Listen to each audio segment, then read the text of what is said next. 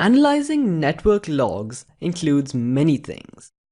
When we use the term, we refer to the process of examining all requests from the device and to it that we're interested in. For example, if I was checking the integrity of a router, I might look at a couple of things. First, when was the last time it was accessed and from where?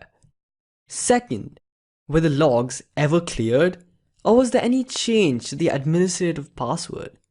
The second is more unlikely than the first, but you never know. Many systems have a secondary log file that attempts to log any administrative action, such as the clearing of a log file. Third, I'd compare the list of all connected devices with a list of approved devices. Are there any extra devices? Are there any duplicates? Which devices went offline and came back suddenly? Asking yourself these three questions can help you identify rogue devices in your network and take appropriate action against them. Depending on your network and the skill of your attacker, look at the operating systems of all the devices. Are any of them different from what you expect? For example, in a Windows domain, I definitely don't expect to see any Kali Linux machines. Second, IP allocations. Along with network logs, another thing that you need to look at are IP allocations. There are mainly two ways to allocate IP addresses, but a lot of people are unaware of when it is a good idea to use which. The two main ways are called DHCP and static IP allocation. So what's the difference, and when should you use which?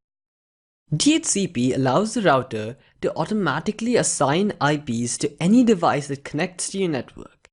This means that you lose granular control over the network, but it does have some advantages, such as being easier to administrate than a static IP-based assignment.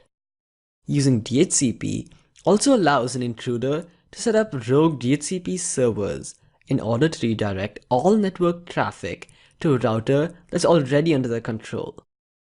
You would use DHCP for any network on which you expect new devices to connect, such as a guest network.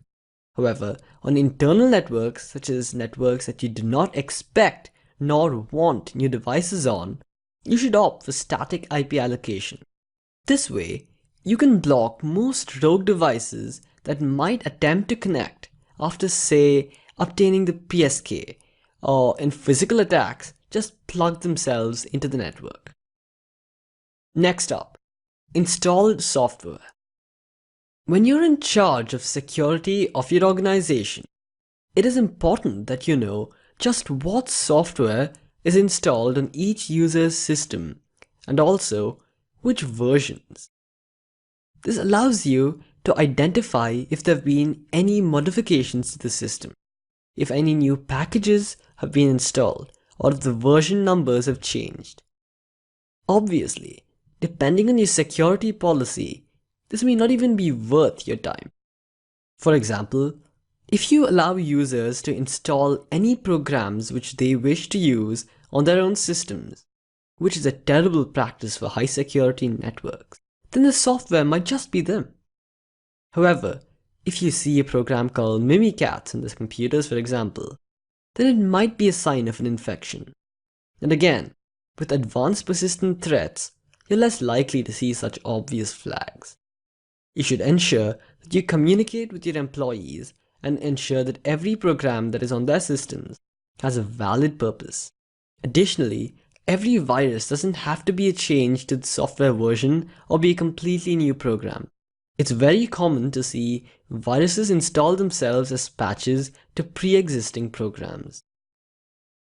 After verifying installed software in a system, you may want to check the list of installed keys on the system for any modifications. For example, if you know that a system is supposed to connect to a particular system over a secure connection, verify the keys that you know to be good and those that are on the system. Any variation might indicate a backdoor or a threat in your network. Next up, detecting hardware and software modifications on a system.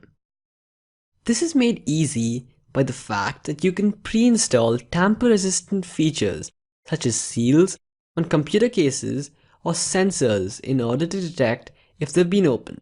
Additionally, you can use motion-activated cameras to detect potential threats that are not in the direct line of sight. As usual, if you notice that any of these have been triggered, you may want to verify that there's nothing else that's happening on the system. We'll speak about defending against physical threats in the next module. Software modifications can generally be detected too. However, it's often simpler to use tools like deep freeze in order to freeze the system's state and avoid this case altogether. In other words, prevent, don't detect. CCTV footage and access control logs can be very helpful in identifying intruders or any unauthorized access to your systems. However, detection through footage and access control logs are more of a damage control mechanism, and they aren't much used as an active defense mechanism unless you have guards monitoring feeds in order to identify any potential threats. This is why I classify them more as a damage control mechanism than a viable preventive measure. The one exception to this rule would be using access control devices to locate and remove potential threats. For example, if a user reports their badge stolen, watch all access control systems for the badge to be used again. This could indicate that another actor is attempting to gain access to secure areas. And again, we'll return to this in a bit when we're examining defense mechanisms.